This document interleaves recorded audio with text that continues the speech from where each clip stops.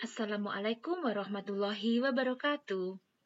Bapak Ibu Guru Mitra, Guru Imbas yang sangat saya cintai, ketemu lagi dengan saya.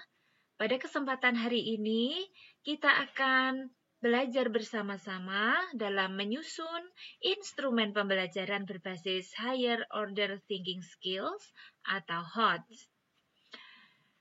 Pada kesempatan yang lalu, kita sudah membahas tentang bagaimana membuat RPP yang terintegrasi dengan PPK, literasi, dan HOTS. Nah, pada kesempatan kali ini kita akan membuat instrumen penilaian. Sebelumnya, saya akan mengingatkan Bapak Ibu bahwa dalam menyusun penilaian, tentu saja diawali dengan analisis SKL, KIKD, selanjutnya kita juga sudah menuliskan IPK dan tujuan pembelajaran, di mana di dalam IPK tersebut adalah acuan untuk membuat soal. Nah, setelah itu Bapak Ibu sudah melaksanakan kegiatan pembelajaran setelah merancang RPP-nya, dan sampailah saat ini kita pada penilaian, Bapak Ibu. Baik ya, saya lanjutkan. Instrumen penilaian itu adalah sebuah hasil ya yang kita dapatkan ya dari indikator pencapaian kompetensi atau IPK dan tujuan pembelajaran, sehingga antara tujuan pembelajaran dan IPK itu sejalan dengan instrumen penilaiannya, Bapak Ibu. Jadi tidak berjalan sendiri-sendiri, namun semua berjalan bersama-sama karena memang arah dari sebuah pembelajaran adalah untuk mencapai tujuan pembelajaran. Nah, di mana tujuan pembelajaran itu dilihat berhasil atau tidaknya dari penilaian hasil pembelajaran. Nah, hasil pembelajaran itu digunakan untuk menilai, yang pertama adalah penilaian sikap, yang kedua penilaian pengetahuan, dan penilaian keterampilan. Untuk penilaian sikap, yaitu mengetahui kecenderungan perilaku spiritual, sosial siswa, baik di dalam dan di luar kelas. Adapun teknik yang digunakan adalah bisa menggunakan observasi, penilaian diri, penilaian antar teman. Ini bisa dilakukan oleh Bapak Ibu baik pada proses maupun pada hasil ya, atau pada penilaian akhir. Selanjutnya penilaian diri dan penilaian antar teman itu Bapak Ibu bisa digunakan sebagai pembinaan ya dan pembentukan karakter siswa. Hasil penilaian bisa digunakan untuk konfirmasi dan hasil penilaian sikap. Selanjutnya untuk penilaian pengetahuan. Penilaian pengetahuan merupakan proses pengumpulan dan pengolahan informasi untuk mengukur proses dan hasil pencapaian kompetensi siswa. Di sini terjadi kombinasi dari proses berpikir siswa, Bapak Ibu, dan teknik yang bisa digunakan adalah tes tertulis, tes lisan, dan penugasan. Selanjutnya, penilaian keterampilan. Penilaian keterampilan digunakan untuk mengukur kemampuan siswa dalam menerapkan pengetahuannya sesuai indikator yang akan dicapai. Teknik yang bisa digunakan yaitu dengan praktik, di mana pada waktu praktek itu bisa menilai kualitas proses dari sebuah tugas. Kemudian juga bisa dilakukan dengan portofolio. Portofolio merupakan kumpulan kinerja siswa berupa dokumen yang disusun secara sistematis. Selanjutnya penilaian produk. Penilaian produk yaitu proses dari pembuatan dan kualitasnya yang dinilai. Jadi untuk penilaian produk ini, misalnya produk apa? Kalau misalnya kita dalam sebagai seorang guru bahasa, produknya ya berupa hasil karya siswa, berupa dialog, berupa tulisan, misalnya seperti itu. Nah, untuk penilaian proyek, tugas yang harus diselesaikan pada periode tertentu dari perencanaan hingga penyajian.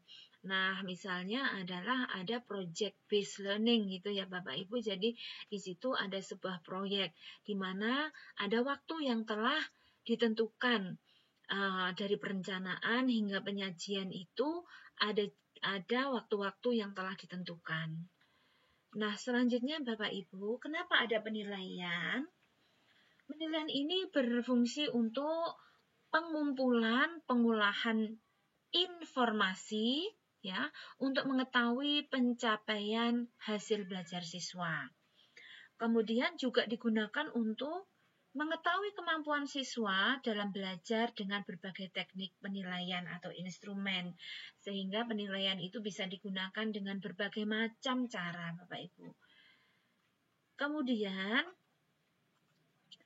nah, sebagaimana harapan kita bersama bahwa dalam program kemitraan ini kita diharapkan mampu mengimplementasikan pembelajaran yang berbasis HOTS. Otomatis dalam penilaian juga harus HOTS, sehingga antara pelaksanaan pembelajaran dan penilaian itu terjadi keseimbangan. Apakah HOTS itu? HOTS atau Higher Order Thinking Skills, yaitu keterampilan berpikir tingkat tinggi. Keterampilan berpikir yang tidak sekedar mengingat saja, atau menyatakan kembali, atau merujuk tanpa melakukan pengolahan. Nah, HOTS ini keterampilan berpikir pada level tinggi pada proses kognitif yang mencakup keterampilan analisis, evaluasi, dan kreasi. Apakah untuk mendapatkan pembelajaran atau penilaian HOTS harus melewati LOTS atau Low Order Thinking Skills? Tidak, Bapak Ibu. Jadi LOTS itu harus dilewati, tetapi tidak berhenti sampai LOTS, harus dilanjutkan sampai HOTS. Jadi HOTS bukan berarti meninggalkan LOTS. Selanjutnya Bapak Ibu, karakteristik soal HOTS itu bukan berarti soal yang sulit. Soal yang sulit bukan berarti itu adalah merupakan soal HOTS. Demikian juga soal yang mudah bukan berarti itu soal yang tidak HOTS. Nah, bagaimana? Nah, ini Bapak Ibu, HOTS itu ya penekanannya diberikan terhadap yang pertama, mentransfer satu konteks ke konteks yang lainnya. Jadi ada keterkaitan antara satu konteks dengan konteks yang lainnya. Kemudian memproses dan menerapkan informasi. Tidak cukup hanya dengan memberikan informasi begitu saja, tetapi informasi yang didapatkan itu lalu diterapkan. Kemudian melihat keterkaitan antara informasi yang berbeda-beda. Disitulah terjadi siswa bisa menyaring informasi, bisa menganalisis, dan seterusnya. Kemudian informasi itu digunakan untuk menyelesaikan masalah yang disesuaikan dengan konteks dalam kehidupan nyata, Bapak Ibu. Nah, secara kritis mengkaji menelaah ide atau gagasan dan informasi. Jadi penekanannya ada di situ. Selanjutnya, rambu-rambu dalam menyusun soal HOTS itu, Bapak Ibu, soal yang disusun itu harus mengukur kompetensi yang akan diukur. Artinya adalah, jadi kita menulis soal itu jelas sekali digunakan untuk mengukur kompetensi apa. Begitu. Selanjutnya kontekstual. Ya, berfungsi stimulus itu wajib. Jadi diupayakan ya selalu ada stimulus wajib. Kemudian higher bukan berarti highest. Jadi menulis soal berpikir tingkat tinggi itu bukan level tertinggi. Maksudnya adalah itu bukan yang paling tinggi, tapi itu lebih tinggi gitu. Nah, bagaimana langkah-langkah yang akan kita lakukan? Yang pertama tentu saja kita akan menentukan KKM, yaitu dengan mengetahui KKM, siswa akan di mana akan bisa menentukan mana siswa yang akan remedial dan mana yang akan pengayaan. Bagi siswa yang sudah tuntas akan melakukan pengayaan, bagi yang belum tuntas melakukan remedial. Remedial bukan berarti remedial test, tetapi remedial teaching, berarti harus diperkaya siswa yang belum tuntas. Setelah mengetahui KKM, langkah selanjutnya adalah menganalisis KD yang dapat dibuat soal HOTS. Karena tidak semua KD dapat dibuat soal HOTS, Bapak Ibu. Ada KD-KD tertentu pada level LOTS, dan itu tidak bisa dipaksakan untuk membuat soal dengan soal HOTS. Karena memang KD-nya sudah bawaan dari sana ya, bahwa KD itu memang digunakan untuk memperkenalkan mungkin kepada siswa tentang kompetensi-kompetensi yang harus diketahui terlebih dahulu sebelum pada level HOTS. Kemudian selanjutnya menyusun kisi-kisi soal. Setelah disusun kisi-kisi soal, kemudian memilih stimulus yang menarik. Jadi stimulus ini tadi dikatakan harus ada ya stimulus. Stimulus itu dari mana? Bisa dari gambar, grafik, tabel, atau juga wacana. Selanjutnya, membuat pedoman penskoran atau ya kunci jawabannya. Nah, Bapak Ibu untuk membuat kisi-kisi tadi, yang pertama pilih KD. Jadi KD apa yang akan diujikan, yang akan dibuat penilaian. Kemudian pilih materi yang dapat dibuat soal HOTS.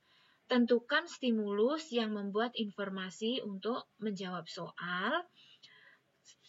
Kemudian indikator yang merefleksikan soal HOTS, di mana sudah kita ketahui bersama bahwa soal HOTS itu levelnya 3 ke atas, terdiri dari analisis, sintesis, dan evaluasi, dan juga pada mencipta gitu. Nah, ini adalah contoh tabel untuk kisi-kisi soal. Di sini ditulis Bapak Ibu IPK-nya apa, materi, indikator soal, teknik menilainya menggunakan apa, bentuk soalnya apa, dan nomor soal. Nah, setelah itu Bapak Ibu, saya ada trik dalam menyusun soal.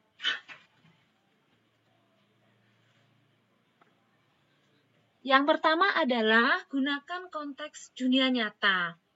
Berikan pertanyaan yang terkait analisa visual, tanyakan alasan dari jawaban yang diberikan, dan soal itu bisa berupa soal pilihan ganda maupun bisa soal objektif.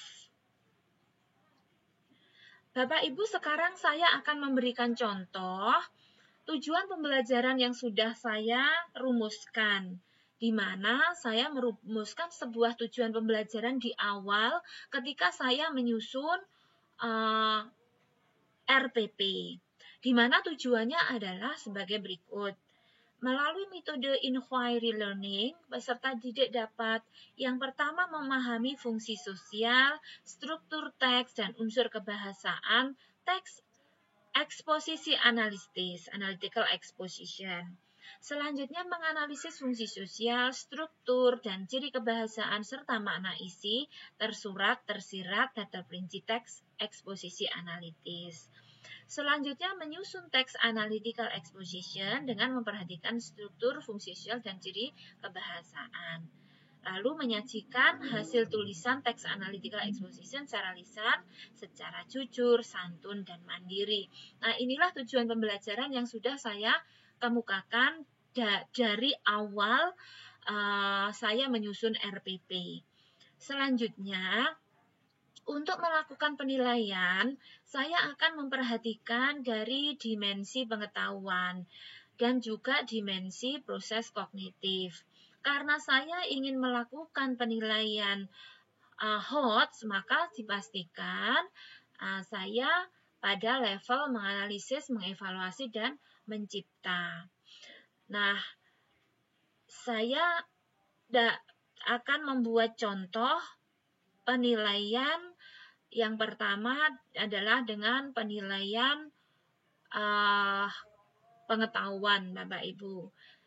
Ini adalah setelah tadi saya menyusun kisi-kisi dan sebagainya. Ini contoh soalnya. Jadi saya menyajikan sebuah teks, Bapak Ibu. Kemudian dari teks itu, selanjutnya saya menyusun beberapa pertanyaan. Kebetulan saya memilih pertanyaannya adalah uraian. Ya, misalnya adalah from 3 ideas in doing social distancing above, which one is the most difficult to be done by people? Please elaborate your reason. Jadi di dalam teks ini ada 3 hal ya, ada 3 hal yang bisa dilakukan dalam social distancing selama pandemi virus corona ini. Ada 3 hal, yaitu dari work from home, lalu using public transportation, dan avoiding the crowd. Di sini tidak ada yang menyatakan mana yang paling sulit dilakukan, tetapi saya menanyakan supaya siswa melakukan proses berpikir, maka saya menanyakan dari 3 hal tadi mana yang paling sulit dilakukan oleh orang. Lalu saya minta elaborate your reason. Elaborate itu menguraikan atau menjabarkan. Itu adalah merupakan contoh untuk kegiatan pada menganalisis. Selanjutnya untuk contoh yang kedua, saya memberikan di sini Bapak Ibu, inilah yang dinamakan dengan tadi yang disebut dengan stimulus Bapak Ibu. Jadi stimulus ini. Nah, saya memberikan stimulus dalam pertanyaan. Jadi ini stimulusnya di sini nih. Coronavirus has impact not only people's health, but also family life. Jadi saya akan menyampaikan dalam bahasa Indonesia. Jadi intinya saya membuat stimulus di mana pandemi virus corona ini tidak hanya berimpact pada masalah kesehatan, tetapi juga pada kehidupan keluarga. Di sini siswa saya meminta menulis bagaimana keluarga siswa itu menghadapi dampak dari virus corona. Kemudian di sini siswa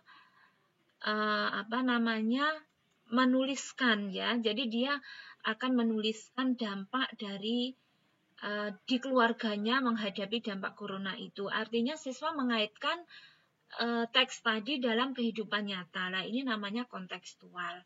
Selanjutnya saya untuk yang ketiga, saya membuat lagi sebuah stimulus. Saya katakan virus corona ini adalah wabah yang mematikan. Dampaknya itu terhadap penurunan ekonomi dan juga pengangguran dan seterusnya. Nah, pada kenyataannya ada juga hal positif dari virus corona ini bagi kehidupan dan kesehatan. Di teks ini tidak tertulis ya Bapak Ibu, sehingga saya kemudian di teks itu hanya saya tampilkan sebuah fakta tentang social distancing, tapi di dalam pertanyaan disinilah siswa akan melakukan berpikir lagi. Jadi itulah yang dimaksudkan HOTS. Kemudian saya menanyakan apakah dampak positif corona. kemudian bagaimana dampak terhadap kehidupan kalian. Nah, di sini juga siswa kontekstual menjawab pertanyaan sesuai dengan kondisi yang ada. Selanjutnya di sini adalah studi kasus. Saya mencontohkan saya buat stimulusnya. Saya buat ini bahwa ada seorang yang bernama Budi yang tidak mematuhi protokol kesehatan.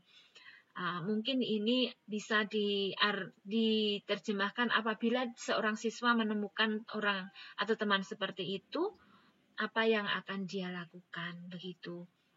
Kemudian untuk selanjutnya, saya menanyakan bagaimana siswa itu menghadapi kebosanan selama pandemi virus corona. Jadi pasti siswa mengalami kebosanan. Jadi siswa diminta untuk bagaimana menghindari kebosanan masing-masing. Sehingga ini juga merupakan kontekstual. Nah, setelah itu pertanyaan kita juga harus menentukan penskoran. Bagaimana menskornya? Karena jawaban-jawaban uraian tadi, maka kita juga menyesuaikan apa yang bisa kita nilai. Yang pertama misalnya adalah kontennya, isi, kemudian language, bahasanya, idea atau idenya. Nah, dari masing-masing jawaban nomor 1 dan seterusnya tadi kita nilai, misalnya skor tertinggi 4. Setelah ini kita rincikan 4 itu yang seperti apa, kontennya bagaimana. Misalnya dia membuat jawaban yang cukup panjang sehingga detail, misalnya 3 itu misalnya agak panjang dan seterusnya. Kita harus pintar-pintar dalam membuat penskoran ini sehingga kita bisa menilai dengan mudah. Demikian juga terhadap bahasanya dan idenya kita membuat secara rinci.